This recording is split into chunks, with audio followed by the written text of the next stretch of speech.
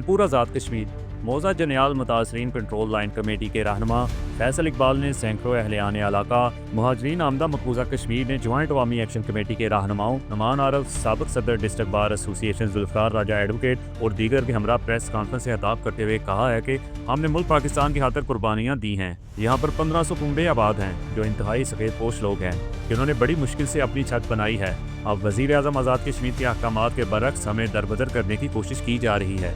इस पर खामोश नहीं बैठेंगे और ना ही किसी को इन गरीबों के हकूक़ पर शब खून मारने देंगे। इन्होंने कहा कि हम ज़िले कुमरा जात के खिलाफ नहीं हैं, मगर इनको हमारे घर मस्मार करके घर ना दिए जाएं। रियासत इनको अलग जगह दे। माजी में जनियाल से मुल्हक्का आबादियों को मालकाना हकूक़ दिए गए थे मगर हमें इससे महरूम रखा गया। अब MDH वाले हमें तंग कर रहे हैं।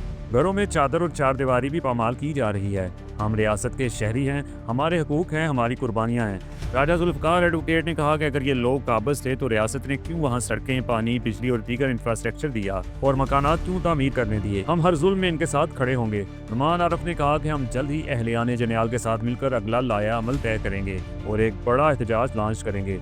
मालकाना हकूक़ अहलियान जनियाल का हक है। ज्वाइंट अवामी एक्शन कमेटी इनके साथ शाना बशाना खड़ी होगी। प्रेस कॉन्फ्रेंस में दानिश राजा एडवोकेट, चौधरी ताजदीन एडवोकेट, राजा ताहर और गुलाम जिलानी समेत दर्जनों रहनुमा मौजूद थे।